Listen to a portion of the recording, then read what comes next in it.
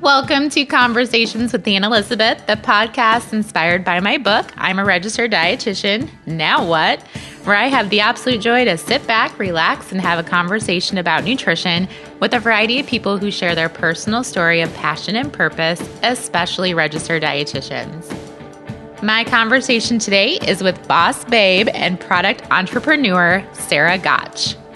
Okay, friends, Sara is such a great resource as an entrepreneur of a product, so please reach out to her if you have a question about your own product or maybe developing your own product.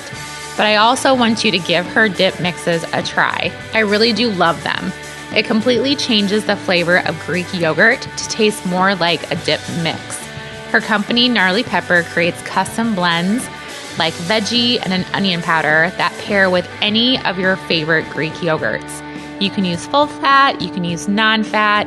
She now even has these great tear packets that you can use just for an individual serving of yogurt. So if you need one for on the go, if you need one for lunch, all you do is use a tear packet, put it in your individual thing of yogurt, and you have a dip mix for your favorite vegetable. You can go to her website, gnarlypepper.com, or amazon.com, or you can go to my website this week, annelizabethrd.com, and from today until next Monday, you can enter in your information on the form that pops up, and I will send the first 5 people a packet with one of my books to kick off the new year as a gift to all of you, and you can try one of her awesome dip mixes.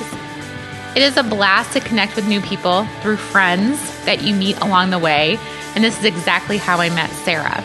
Sara is a fellow Iowan who loved to eat dips as a kid, and when she realized the serving size of dips, she took a leap of faith, quit her job, and created dip mixes she loved to eat and was proud to share with the rest of the world with great nutritional content. Sara and I talked about what it's like to create a product and all there is involved to get the product to the people. If you are someone thinking about making your own product, this podcast is something you will definitely want to listen to. Please enjoy my conversation with Sara. Well, I'm excited to have a conversation with you today, just because of your business, and how we met is completely by chance, but I'd like to just get to know you a little bit more, kind of how you got on this adventure with your business and just kind of your background and just your passions of kind of how you got here and where you kind of see yourself going. So maybe take me back to when you were younger and how did you kind of get to this point in your life that you wanted to create a product and all that great stuff? Yeah, that sounds good. Actually, when I was younger, I never thought I would be an entrepreneur, quite honestly, but I would play not so much house, but I played business and school. You played business. That's awesome. Yeah, my grandma had a bunch of like Avon books and home books with order catalogs, and I would actually call people that were fake and they would put in orders with me, and I'd write down the numbers and add up their totals and all that stuff and tell them it would be shipped on their way. So looking back at that is totally the realm that I'm in with online sales. So it's kind of bizarre in that regard. But yeah, I was born and raised in the Siouxland area and went to college at USD, got a graphic design background. So I don't really have a lot of knowledge in the business world. So I've been doing a lot of YouTube. Mentors are pretty important in that regard. But yeah, the food realm, the business realm just kind of adapted in my life as I reached my mid-20s, and I didn't feel that the 9-to-5 pace was the best to my liking, I guess. It wasn't really in my personality to do that. So looking at my options, I have always been inspired by kind of the health food realm. I'm not a binge eater, but I found myself binging in dips and, different sour cream based items that were always very tasty, and my mom always had out. And it tempted you. Yeah. And like after you look at the tablespoon setting on those, and they're about 100 to 120 calories for 2 tablespoons. I'm like, whoa, I had about 20 tablespoons, I swear, today. So I don't know. It's just a whole slew of different events that kind of happen, or just different things that's happened in your life that you kind of put all together. So with your graphic design background, I mean, obviously I've noticed like on your products, do you do all your graphic design for your product and like for your website? Yes. Yeah. So, having a background in that is very helpful. I actually did start another company called Lavoto. It's digital scrapbooking. So it would be kind of like my generation. We have some print photography, and then it morphs into the digital world. So it's trying to get the print photos on the digital platform for people. So I did have a little start in the business realm of that, creating my LLC and figuring out billing and bookkeeping and stuff there. But morphing that with graphic design and videography, it's been very helpful, and it's been cost effective. Not having to pay someone so much to help do all that, but it's time consuming and trying to break out the barriers of bookkeeping and marketing and sales. I'm busy 24/7 because you do all that yourself. Yeah. Yes. Yeah. Well, and that is one benefit for you, because I think that's probably one of the biggest charges that people have, is that all that online, the digital presence, the professional website, graphic design, the videos. And you, I mean, even though you're into the food realm, you have a really good basis to help you kind of push yourself forward that way. So yeah, it's been very, very helpful. That's fun. And your graphic design is so cute. I love your marketing materials for your products. They're really neat. Well, good. So you are a dip lover, and you were shocked by those calories from sour cream, which I know is crazy. So kind of tell me about how Gnarly Pepper kind of started, how it was created, how you kind of got the idea to have a healthier option and to mix that with a Greek yogurt or yogurt. For sure. So I've always kind of been a fan of Greek yogurt, and the plain Greek yogurt took me actually a while to get used to. And still, when I sell the product to people, they're like, "Ooh, I don't like Greek yogurt." But you wouldn't know the difference getting the formulations of the Gnarly Pepper product in there as the taste of Greek yogurt. But I don't know if I was semi-sheltered. I didn't read a lot of food magazines or watch, but I'm like, Greek yogurt is not being utilized as much as it should. It's healthy. It's got probiotics. There's a lot of benefits in it. If we could maybe incorporate my favorite dip, onion dip with potato chips, make that healthy. That would be amazing. Yeah. I didn't reinvent the wheel, but I'm just kind of looking at that option of kind of trying to free the guilt, have people kind of indulge in flavors that they might love already, even a vegetable dip that we have. If you're going to eat the healthy carrot, why not have a healthy dip? So, trying to bring out those flavors and look at Greek yogurt kind of in the salty, savory realm versus a breakfast item. So I know the Greeks actually use Greek yogurt a lot. But I felt, especially in the Midwest, I don't think it was just being utilized as much as it could be in our cooking world, subbing it out for the butter and the oils, the sour cream, the cream cheeses, and everything else. Or do you like to cook? Is that something that, besides, the yummy dips and things like that, do you like to get in the kitchen and try different uses for a product? Absolutely. Actually, yes. I love cooking. I'm a terrible baker because you have to measure things. So that's where I struggle. But yeah, cooking a little this and that, I'm very into that. I actually worked in the fine food business world as a server and kind of being intrigued in the kitchen more so than the floor. So I've been doing that for about 10 years before I started this too. So I kind of had a feel and a love for the food for sure. Okay. So then you kind of knew like where to even start when it came to creating your dip mixes too, because I'm sure you probably have different experience with different types of Greek yogurt and with different yogurt and different flavor profiles, because I'm sure you've done the Hidden Valley Ranch dip and all of those different ones that I think as dietitians we've tried, and I don't think they work as well. So maybe tell me more about that process for you. So I definitely wanted to keep something all natural.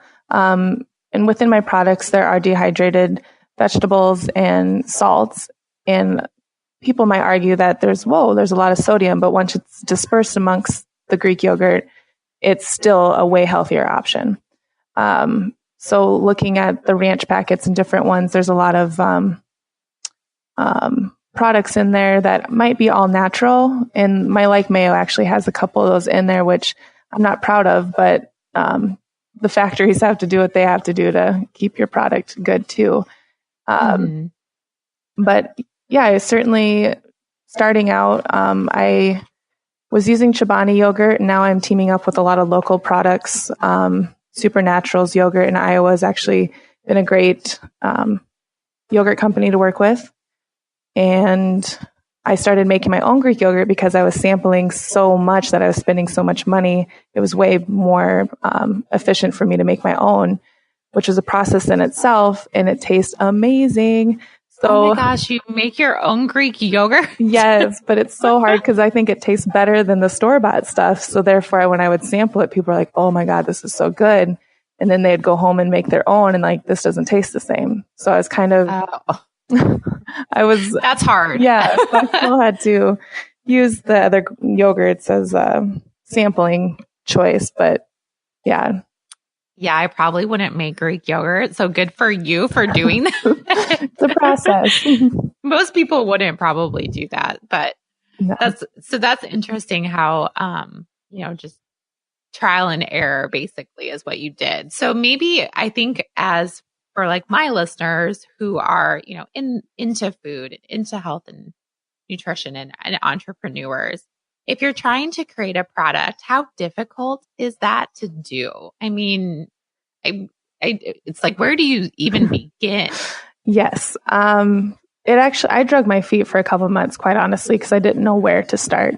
I would certainly say if you are currently employed with someone, there's a lot of time frame in between starting and actually getting going. So I wouldn't quit a job necessarily to start a passion until you get some certain things underway, like you know what you want to name your company, maybe get your trademark. That takes a while. And your LLC, if you want to be a sole proprietor in your business, some of that stuff takes a while to get processed before you start to love and indulge 100% of your time into it. I would certainly say talk to some mentors and different people in the field that you're going into to get kind of a basis on that. But as far as jumping in, I think a lot of people don't tell you how much time is invested when you become your own boss. And I don't think people tell people truly that that's the case, because if you don't try, you're always going to wonder what if. So never want to be a dream crusher. But you got to make sure you talk to your audience, your target market, see if the product is legit. I would start there for sure. See if people want to buy it. It might be a great product for you and like close friends, but do the other millions want to buy it too? So who are your people that you kind of started distributing your product to that weren't, like you said, your close unit? I went to a couple events here locally. I'm a part of a young professional group, and they had some events that I did some samplings at. And I got some pretty good feedback on that. And I asked what kind of flavors they'd like to see being paired up with the Greek yogurt, and kind of getting a basis for another future run of different blends. So I got some feedback on that, and then I'd actually go sit at coffee shops.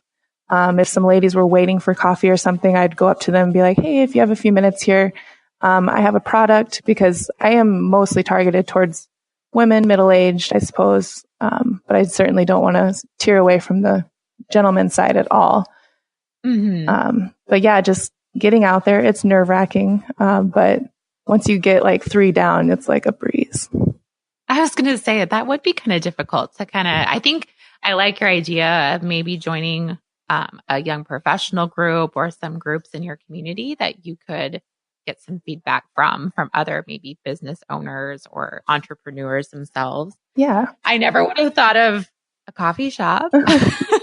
Well, that was actually through a course that I took through Iowa, and it was hosted at Witt Community College here. And it was a business course that I had taken. And that was kind of the justification of we had to do so many a week interviews to see if our product is something that's a go. Oh, interesting. Yeah. So did you do business classes kind of after you got your degree and kind of started the business adventure? This was a gift from winning a local competition. I had pitched at the Innovation Market here in Sioux City, and receiving first prize, I had the opportunity to enroll in the 6-week course. Oh, so, awesome. Yeah. So, I mean, even there too, if you have a pre idea or a product, it's always good to look at different competitions to get true feedback. And obviously I had some gusto and motivation behind me. I'm like, yeah, this is going to work, and having a team behind me, kind of like, where are things now? It does push you to care that much more and really get it to a successful end, if you will. That's really cool. I didn't even know things like that existed when it came to business. Yeah, but I didn't know like with product launches or with products that you're creating that those kind of opportunities are out there. Yeah. Yep. Yeah, there certainly are. So do you have, besides your own personal interest when it comes to nutrition, do you have any nutrition background? Did you take anything since you were working with a food product? How did that kind of work for you? Actually, I don't have any nutrition background. Like again, there, I kind of was doing a lot of research online and YouTubing different things and reading a lot of blogs. But just trying to be switching out that base for the Greek yogurt over the others was kind of my main go-to on it all. But selling to some natural food stores and stuff, I would almost like to go back and revamp some of my blends to fit in their stores more so. All 3 of my products are gluten-free and all natural with no MSG, but my Like Mayo blend can't be called GMO-free because there's a sugar beet involved and it might be GMO, but we don't know for sure. Okay. So you're not for sure. Yeah. So it's like, I can't label it in that regard. So I kind of wish I would have done more research and teamed up with a true nutritionist for the Like Mayo blend, but otherwise, it's all trial and error. Trial and error for you. So I guess I picture like when you come up with a food product, like you're in your kitchen and you're whipping it all together and you're packaging it and you're doing it all yourself. Was that how it was in the beginning? Because I know that's not kind of what you're doing now, but when you first started, is that how you distributed the product? Actually not for certain here. I did a lot of sampling based out of the home, and I did my formulations in grams and stuff out of the home for the 1/4 cup of Greek yogurt. So once I got a formulation that I liked and a lot of people I got great feedback from, I actually teamed up with a co-packing company that I sent my formulation to, and I got a non-disclosure agreement because I was like nervous as all get out, thinking that they were just going to steal it and run, but they didn't. Yes. Then they take that and they times it to a quantity that they ship back, and I sample it to make sure it tastes the same. And then they're using their spices and stuff. And here I'm buying anything off the shelf at like Hy-Vee and the grocery stores, and I'm using anything and everything, making my formulation. And then I have to make sure that those brands and blends taste the same as what they have in-house. So that went back and forth through the mail quite a while. And then found some pouches online that I liked and ordered those. I hand label those and send those off, and they get filled at the co-packing plant. So. Okay. So you're still kind of in the process. You're not completely outsourcing it 100%. Well, with these new tier packets, they are outsourced 100%. I do have a film that is printed with my design and everything. But as far as the large pouches, which gets you about 20 cups of flavoring, I do hand stick those yet. Okay. Someday, maybe not, right? Oh, yeah, that's the goal, right? That's cool. I think that's interesting. I think, like I thought you were like in the kitchen creating all of these yourself. And that makes sense like in the beginning, but you do probably want to have a consistent product and that these kind of facilities exist with your ingredients that will package it and mix it for you in large quantities. Yes. That's very interesting. I didn't know about that. Is it hard to find those places? Absolutely. And actually, I reached out to a company in Colorado and they visited with me briefly and said, you might want to go to our sister company that's a lot smaller in Florida. And I was kind of offended. I'm like, well, I want to be big someday. So I reached out to a local gentleman that is in the food business, and he had always been doing work with this other company in Nebraska and had a great relationship. So I gave them a shot, and I'm really liking them. So you're really happy with them. So they must specialize in like spices and those type of ingredients. Yep. Huh. That's interesting to learn about. So talk to me about your product line and kind of how you decided on your flavors. I'd really like to know more about your like mayo because I have had the opportunity to sample them now and I love them. It's amazing. I want to shout them out to all my clients as a dietitian because they do taste so much better than just adding spices to Greek yogurt. It does something to the Greek yogurt. So talk to me about your line and talk to me about each of the flavors that you have. Yeah. Okay. So currently I have the like mayo blend, which does make the Greek yogurt taste like mayonnaise, and I'll touch more on that. And then the veggie dip and an onion dip. So I didn't branch out to like overly unique flavors. I wanted flavors that people were already used to, but looked at it in a new light of being healthier. So they didn't feel so guilty eating all this onion dip and veggie dip. And ironically, there truly isn't veggie and onion dip on the market. There's the onion soup mix that people try to mimic an onion dip with sour cream. But yeah, like just traditional flavors didn't really exist. So I'm like, whoa, people love these flavors. There's an outlet there. They can mix it and use it on their own time. Because the premise with my big pouches at the beginning, they're a 6 to 6.6 ounce bag. And I buy the big tubs of Greek yogurt. So rather than being stuck with a container of a dip that is store-bought, you might forget about it or not use it all. So there's less waste where you can just mix your Greek yogurt and a teaspoon of the pouch mix together and have it on your own time. So it's not like you're locked into a certain flavor either. So you can add as much or little as you want.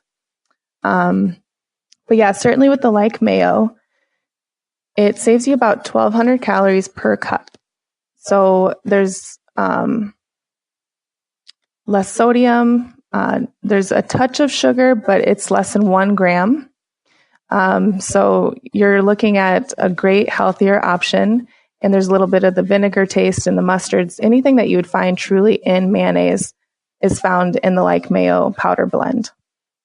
And once you mix it in, and I say it's kind of funny with the like mayo name, I think people expect it to taste just like mayonnaise, but it's like mayo. So it's anytime you use mayonnaise, you're using it in that like formulation. So it's great for your chicken salads, your tuna salad, pasta salads, potato salad, anytime you truly use mayonnaise. And a lot of people, I understand, switch out Greek yogurt for mayo, but it's always missing something. And this is totally the something. I so agree with you. Yeah. I do. It does make it gives it, I don't know what it is, but it does give it that flavor that it's missing. Yeah. And for sure. And once you start adding in your chicken and chopped onions or dried cranberries, what have you, to make your salads, I mean, you truly wouldn't almost know the difference. And you're saving a lot of calories. It's so true. Yeah. I mean, when you think about 1,200 calories per cup, holy. Yeah. Yeah. That's a lot. For sure. Yeah. But yeah, now on our product line, so we had the larger pouches. Now we have the tear packets, and the tear packets are a lot less on the retail side, being under $2 per packet. And they pair perfectly with the 5.3 ounce cup of yogurt. And to my knowledge, I am the only pouch in the US that pairs with a cup of yogurt.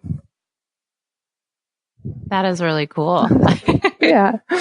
A lot of people, that's how a lot of people buy their, I mean, like, but like you said earlier, a lot of people don't buy the big container. So, and they're on the go. Right. So these tear packets are like perfect for that. Absolutely. And even so, like making a nice lunch with the chicken salad, if you were to buy, or let's say the tuna, buy a can of tuna, the like mayo pack, and your little cup of yogurt, a little salt and pepper, and whatever else you add in there.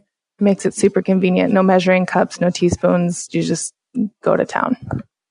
So that's the best part, because we have to make things for people, otherwise they won't do it. Yeah. That's really cool. And you sell all your products locally, obviously, but you also sell them on Amazon and then on your website as well. Yes. Yep. 2 outlets there. I do have, with the tear packets now, kind of some variety packs. You can order them in 6, 12, 15 varieties. So a lot of options online on the website for those. Hy-Vees and different specialty shops around the Siouxland area, and I'm slowly branching out across Iowa, Nebraska, and South Dakota. And then I actually have some on the East Coast. So, ooh, yes, you're getting everywhere. Trying. That's really awesome. So let's just kind of do a timeline too for our listeners of when you started. So how long ago did you kind of start with, like, when was the process starting of you getting your LLC, getting your trademarks, and then starting to work on the product? How many years ago was that? Okay. So with the LLC and stuff, when I started that company called Lavoto, that was about 4 years ago. And now I went ahead and just done Gnarly Pepper as a doing business as under that LLC. So that didn't take too long a time, but I did quit my job in February of 2016 and took a beautiful trip, and came back and went to town on formulations probably in April of 2016. And then, so last year, yeah, just last year you were doing that. Yeah. Okay. So then, knowing that I was truly onto something, the like mayo was my first formulation that I wanted to nail down, because I thought that was the most unique product, and there's nothing like that truly in the grocery stores. So that was my main focus. And then I added the veggie and onion as a retail realm. So once I got those kind of nailed down, shipping back and forth with the Nebraska Spice Company, I would say I probably had a good base of my 3 products probably in September of 2016. And then moving forward, I had to find my domain name, the name of my company. I went back and forth a lot on. So buying a domain, getting the website, getting a presence, because if it's like coming fast, I have to be able to showcase it. So having that launched and my name going was probably like December of 2016. And I got my pouches in, got them filled and in my hands early January of 2017. And I did a farmer's market and made my first sale like January 27th of 17. Wow. So it's fast. It is fast. It is fast. And I think that's good to share a timeline, because I think once you take the leap, like you said, you decided to quit your job, you went on a nice vacation, and then you came back and you probably put every waking moment into your business and making this happen Truly within the past year. Yes. And so do you find that, after you talked about when you were younger and you were doing orders and you were playing business, and now that you are living your business, do you feel like this really was your passion all along? Absolutely. And kind of being in the food world, of me not having total sense of like where I'm going next with it or something. I do have a business plan, don't get me wrong, but like not knowing full aware, I kind of have some advantages there, because I'm willing to give anything a shot without knowing the boundaries. So it's kind of a learning experience, and it's fun along the way. And I don't like mundane. So every day is a different adventure. And I truly hope Gnarly Pepper gets into all the grocery stores across America. But everything I've learned thus far there's a lot of other things on my list of inventions and formulations and stuff as well. So it's such a fun experience to always try. I'd say just if it's in your gut, you got to go. Sure. And like you said, you're not stopping. There's more for you on the horizon. Yeah. Tell me about where did the name Gnarly Pepper come from? Like when you said it was hard to figure out your name. Well, I wanted something to be kind of like obvious to the public, like Greek goods or like something along those lines, but I had no heartstrings to any of that. And I love kind of like a bohemian feel, kind of wanted to keep it looking kind of healthy and fun. So there's a company that sells pizza called Mellow Mushroom, and it's just like adjective with nothingness. Like what they don't sell just mushrooms; they sell pizza and hamburgers and everything else. Well, I'm a peppered base, so you pepper it in something. So I try to justify that. Some people think I sell hot peppers, which that's fine. But yeah, I wanted something kind of just hip and fun. So it is fun. It's very fun. You were also talking, just because I am a nutrition nerd myself and I'm a dietitian, but when you were talking about labeling and getting your product into certain grocery stores or certain retail entities, when it comes to picking, not taglines necessarily, but, having those nutrition claims as a business owner who's not who's not a nutrition professional, what do nutrition claims and what do those kind of claims mean to a business, like from your perspective? It's certainly, well, are you kind of saying like the buyer? Like the not being able, yeah. Well, and like if someone's looking at your product and you can't put non-GMO on your product because of that sugar beet or whatever, as owning a business, how does that affect you as a business owner?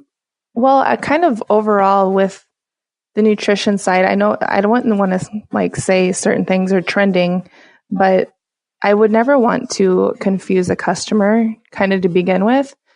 If you pack the front of your label with all these certifications and stamps, and it just might be overwhelming for some customers, where other people, I would say maybe about 15 to 18% really look for those things.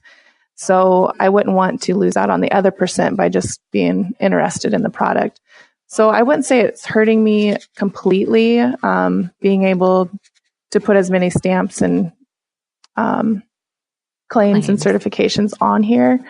But as buyers looking at certain products, there's some all natural stores and different things that hit only solely certain products. That's kind of where I see the bump in the road. Okay. So it's, and I like that your perspective is, you don't want your consumers to, have any misconceptions about your product, but it's interesting, as a business trying to sell your product to a retailer, how they may be looking for certain specific things when it comes to your product. Yes. And I certainly don't want to miss the boat on a lot of those, but, just trying to cover all the bases. And I think like moving forward too, like with new blends, I think I'll make sure that I can say certain things now too. Whereas before I was kind of like you can. Yeah. You were just hoping to find somewhere that had the stuff to mix it. Yeah, lo and behold, yeah. And I think it's important as, as people that sell product, but also as nutrition professionals that, these are realistic things that are part of owning a business and maybe making a product. Like you do have to think about what the retail environment, how they're involved in your product. You can make a great product, but that doesn't mean a retailer wants to have it in their store. 100%. And like even with these tear packets, I would love to be hanging right in front of the Greek yogurt, and that's not always store rules and different things. But you just got to kind of bend over backwards. And if you can lead into that sale, if they want a display case, I like go out and make one. Like I'm like, I don't want to lose the opportunity here and get their customers for possibly life. So it is, and I'm able to do that right now, given some time, but in the future, if I'm in more and more stores, it becomes you can't be right. Hopefully someday with distribution, right? But yeah, it's, I don't know, I'll just do what I can in the beginning here. Mm-hmm. And I think that's a good thing to talk about too, is just, how do you go about how do you approach a retailer, or how do you approach a natural grocery store on your product? If you have this amazing product in your hands and you want to sell it, how do you approach them? Okay, so there's different ways I tend to go about it. I would say actually I've been very fortunate here in the Siouxland area with great support from stores and stuff. But truly a cold call and asking for the person that would be purchasing a product, and everyone seems very helpful and kind. If I'm able to visit right there, I ask if they have a few moments and kind of give the basics of what the product is. And I would love to drop off some samples or visit with you in person. It's way easier for someone to say no in person than it is over the phone. So I always tried to get a face-to-face meeting before making that hard sale. It does vary store to store. The chains seem to have a lot less time. So I don't know. I just cold calling, trying to set that meeting. I actually, with my creative and my brain being kind of scattered, I draw up a map of certain areas that I know I'm going to hit, and I make dots of like how long it takes to drive from point A to point B. And setting up that meeting, I have to be done by here by 11:30 to make the 12:30, and then I draw another aerial for my next stop. So it's kind of it's a little overwhelming, but there's probably software out there for that. I just haven't looked into it, but yeah, you want to make sure you're timing everything properly too. When you go out to sell for a day, you gotta be on your game to make it time efficient for you. Yes, too. Yeah. So what's your week kind of look like? I know you said that you don't like mundane, and I'm sure you have some type of routine though that you kind of follow. Yes. Yeah. I'm certainly a coffee girl in the morning, and I check my emails and do my computer stuff about an hour in the morning. But it pretty much leads right into the cold calls or following up with people that have already purchased. Recently, adding the tear packets, I've been reaching out to those who already carry my larger pouch, and then kind of hinting, well, we have a new product. If the larger pouch hasn't been that successful for you, this will help sell those larger pouches. So doing that and like getting orders ready probably before lunch is what I do. And I use the stamps.com for that because it's so convenient to have it picked up at your front door. Oh, nice. Yeah. So store orders and online orders, I prep all those. And social media, I try to make sure I try and find times to post different videos or photos that I find that are valuable to my customer, like certain store locations that I'm at and stuff like that. Try and set those up at a good time frame for when maybe people are in a lull in their day, like after lunch, and try and make that reach as much as I can in that social media realm as well. So you really are doing everything right now yourself. Do you have any helpers? Anyone My helping mom you? and dad help a lot. Yeah. Do they? That's nice. When I was out on the East Coast for a while doing some sales, there's different events. I'm tied in with the chamber and stuff, and I try and get the Gnarly Pepper name out there locally as much as I can because they're my biggest supporters. And my mom's been the chef for me and dropped some stuff off here and there, and I don't know, it's a family business maybe. Yeah. So it takes a village, but you're still getting off on your feet and getting everywhere and traveling everywhere and doing all those, being the salesperson, being the owner, being the packager, being the shipper, being the social media marketer. Oh my gosh, I need a raise. And all those. You do? I hope you give yourself one. And that's, and I think about that too. And it's like, do you pay yourself? Is that a wrong question as an entrepreneur when you're starting out? No, you don't pay yourself. Not until you're making money, right? Yeah. No, it's kind of bizarre. I mean, being on the road and sales and stuff, there are certain things that are business expenses regardless. So, kind of tying into that, I survive, I guess. That's good. That's good. You have a good network of people to help you, but I think you have a great product. I'm so glad that we actually have been introduced to each other. And I'm glad that you could kind of tell my listeners too about, I think there are a lot of, especially dietitians and other health and wellness professionals that are kind of wanting to do their own product. And I kind of like your message about just do it. Don't have any regrets. Yeah. And certainly test that market before you spend your $20,000 on something. You want to make sure everyone out there would be a good buyer. And it's kind of ironic too. You might think your closest friends will be your best customers, but that's not always the case either. So you got to really expand outside your reach and not be nervous and give it your all. Yeah. I think that would be the hardest thing for me is to not be nervous. It is hard. You probably get really brave. Yeah. Well, shoot, when I go to make sales calls, sometimes I get all set down and I get ready and I have my list in my phone and I'm like, oh, I think I could use more coffee. So I get up and I almost postpone it too much. But once you make a few, it's just game on. So it's fun. Mm-hmm. That would be tough. But hey, a little extra coffee doesn't hurt, a little more jet fuel. Why not?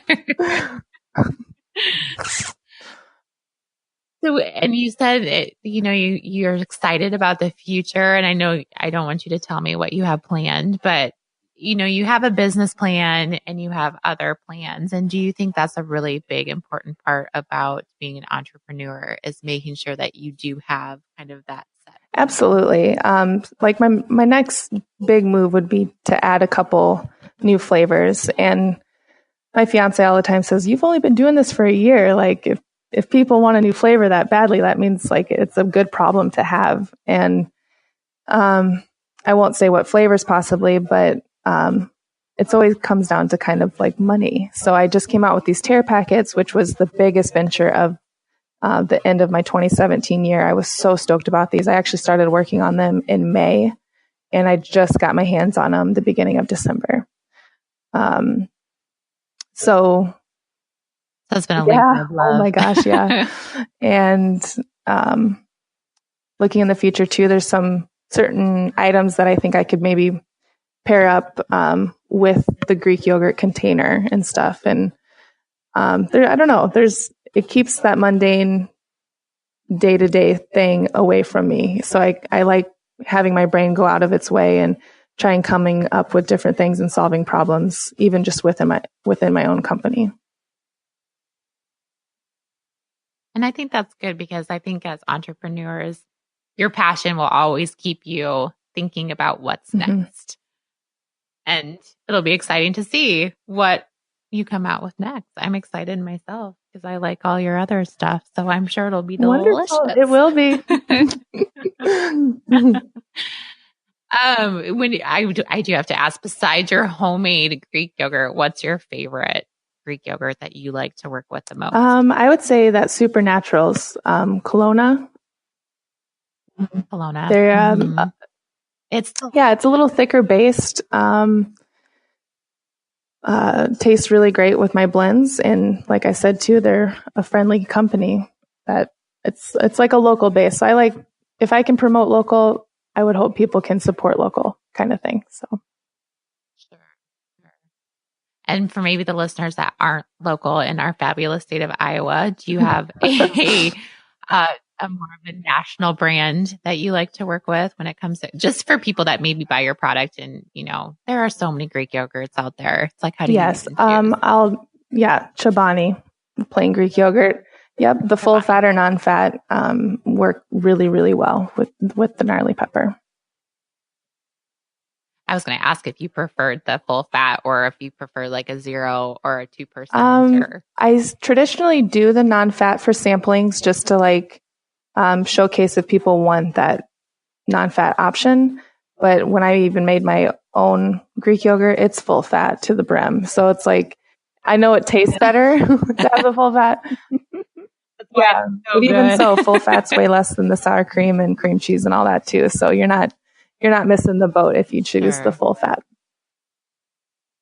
That's true. And is there anything specific that you recommend? Like, some of those dips taste better the next day if you make it the day before, or yours great right off the fly. What do you recommend? I think ours tastes great right off the fly. If you do let it sit for a half hour or so, it does kind of soak into the dehydrated goods within the veggie and onion.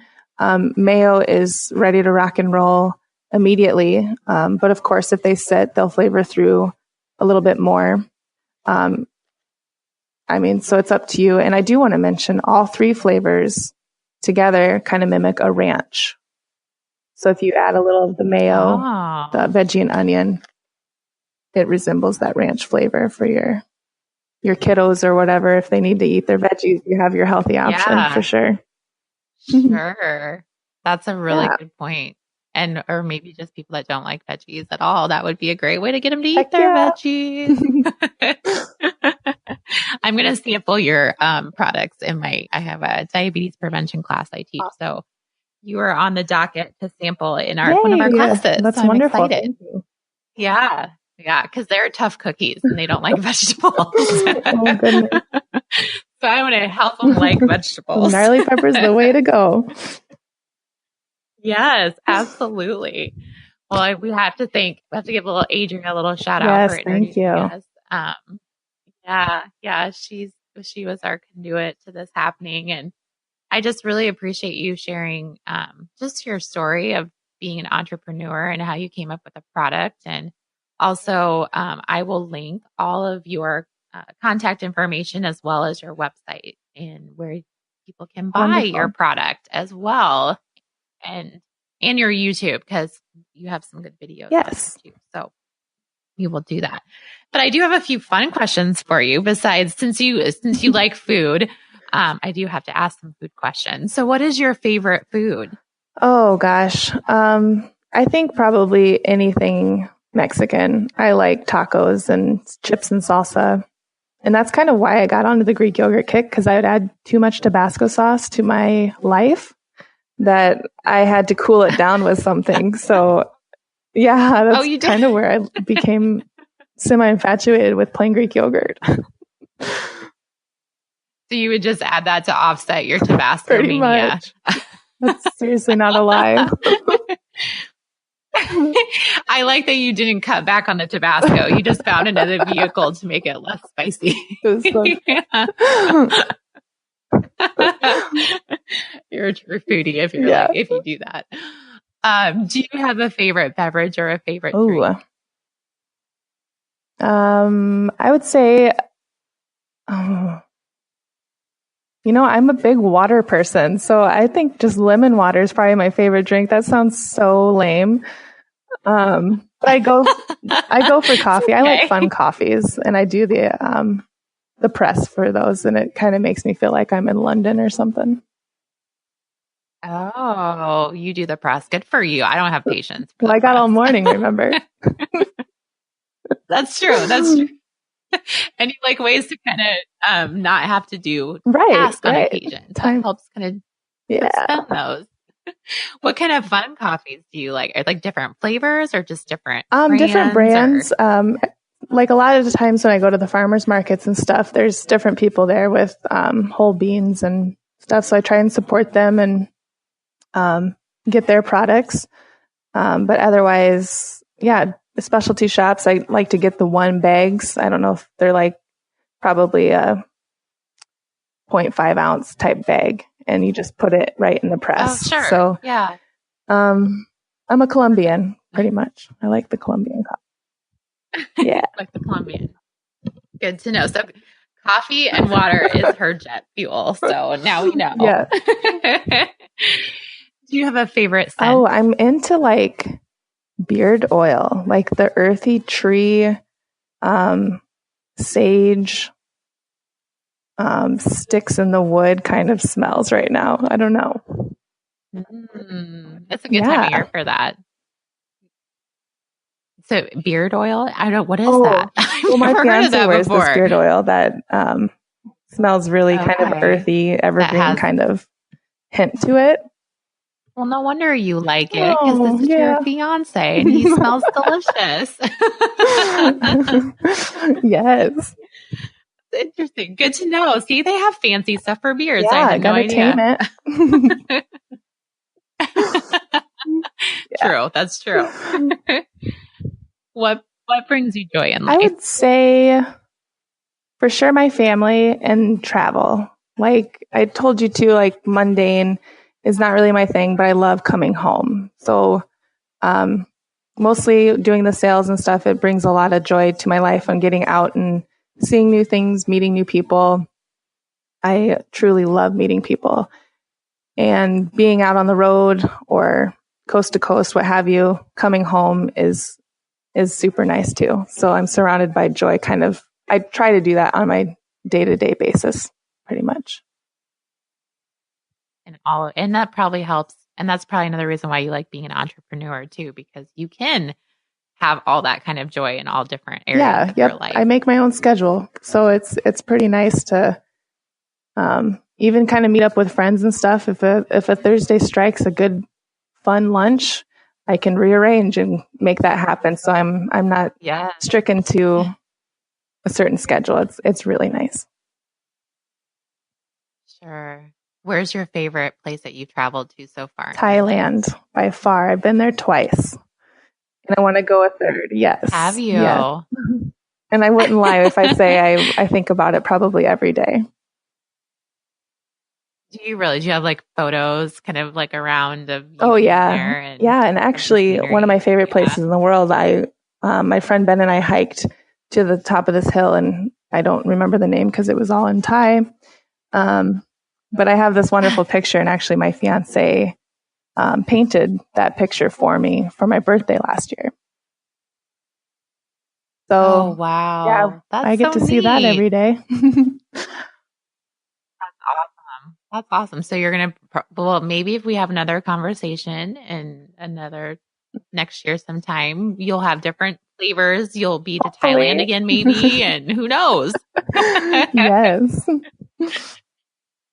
Well, thanks so much for your time today. And I look forward to just being along for the journey and seeing where your business goes. And thanks for sharing all your knowledge. Well, yes, I appreciate you having me, and I'm very excited for the future. So hopefully any of your listeners purchasing the product, if they like it, to keep an eye out for new things in the future.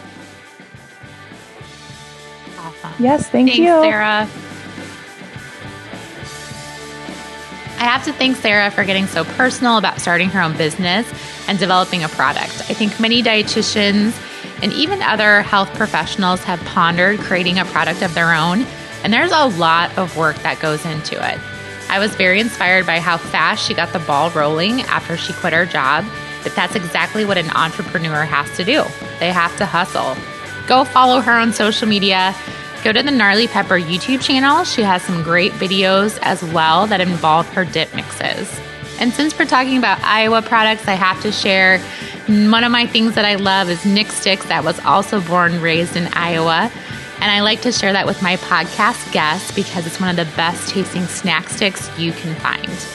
No antibiotics, no hormones, no sugar, no red dye, no gluten, all of the goodness, none of the garbage, and a great source of protein.